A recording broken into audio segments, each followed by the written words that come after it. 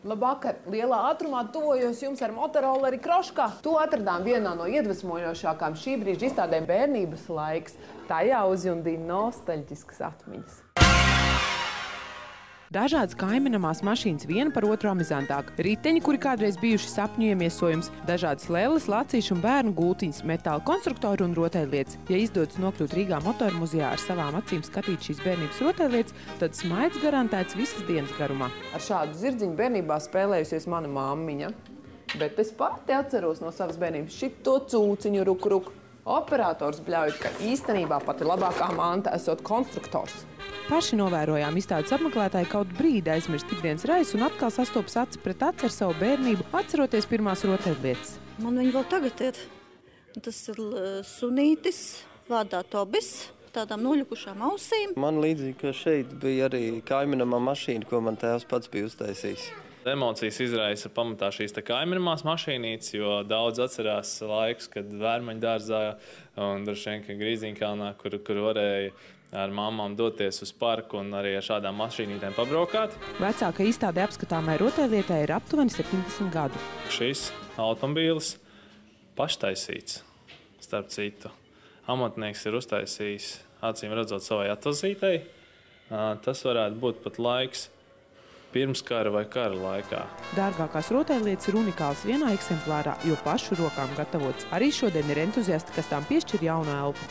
Mums atved arī šo te zilo eksponātu un baidos samalot, bet, ja pareizi atceros, tad šīs mašīnas eventuālā restaurācijas summiņa bija ap 300 Latvijā. Izstādes apmeklētāji nogroz galvas vienu pušu un elšu, ka ļaujušies tīrības posmē no savām mājām izmetuši vecās rotaļlietas, jo patiesībā tās nav tikai lietas vien. Tā ir mūsu pagātne, pirmie draugi un uzticības personas, ar kurām labprāt būtu rotaļājušies vēl šobaldien. Par savdabīgām rotaļām var nodēvēt fingerboardu, ja pirkstiņdēļošanu. Tas ir viens no amizantākiem brīvā laika pavadīšanas veidiem. Lai ar to nodarbotos, ir vajadzīgi veikli pirksti, apskaužam pacietību un miniatūras rotaļlietai līdzīgs 10 centimetrīgs skrituļdēls. Tas ir fingerboards. Fingerboards būtu latviskojums kā pirkstiņdēļošana, savu veidu sporta veids, brīvā laika pavadīšana. Nosacīt aktīvi nodarbojas. Mārtiņš ar fingerboardu nodarbojas 11 gadu. Rīko fingerboarda turnīrus, filmē trikus, meistaro braucamrīkus, konstrukcijas un iespējams savos 23 gados ir fingerboarda veterāns Latvijā. Es zinu, ka ļoti izplatīts ir Vācijā. Tur ir vairākas firmas, kas tieši ar dažādām konstrukciju veidošanu, ar pašiem fingerboardu taisīšanu. Tur ir augsts līmenis arī. Eiropā pirkstiņdēļo arī 40-gadīgi ļaudis. Latvijā galda skateboardu draugu pulkā šobrīd esot ap 400 jauniešu, tostarp arī meitenes. Tas nav bīstams. Traumas nav, nekā nav. Dēļu savaldīšana un meistarība balstās uz vienu tehniku. Ar mazo ierīci var šļūgt par dažādām virsmām un improvizēt. Pats pamats ir palieciens ar dēli, saucamais aulī. Un tālāk jau viss izriet no tā. Un tad seko domas un dēļu lidojums. Smadzenes var atbrīvot. Tas pats, kas šaku spēlēt. Tu reāli vienkārši domā, un tu dari. Tu ieej tajā brīdī, tu ieej pilnīgi tajā spēlē. Tas pats ir ar fingerboardu. Tajā brīdī, kamēr tu braukā ar viņu, tev viss apkārtējais nav vienkārši. Fingerboardam nav ne laika, ne telpas ierobežojumu. Ar to var nodarboties arī vienatnē. Jautājums, vai tas ir tas, kas vajadzīgs? Daži jaunieši fingerboardo savukārt citi, esot prom no Latvijas, savas izjūtas vizualizē un dokumentē, lai ļaudis var tās aplūkot.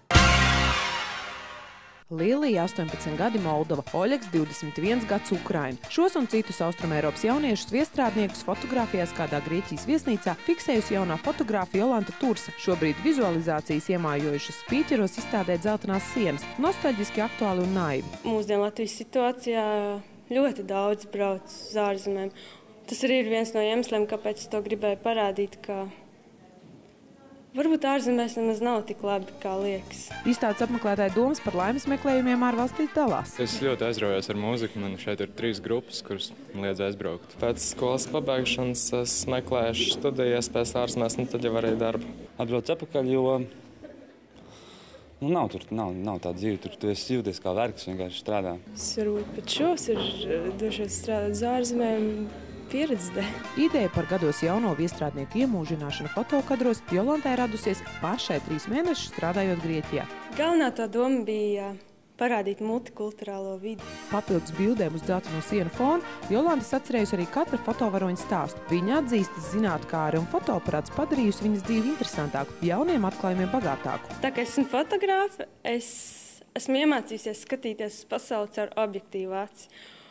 Un tādā veidā var ieraudzīt visu daudz skaistāku. Nav noslēpums, ka pasaule mainās tik līdz uz to paskatās citā griezumā. Tādēļ vērts to pārbaudīt katram pašam. Dažkārt dzīve ir tik interesanti, ka to tik tiešām vajag dokumentēt. Tiekamies pēc nedēļas. Atā!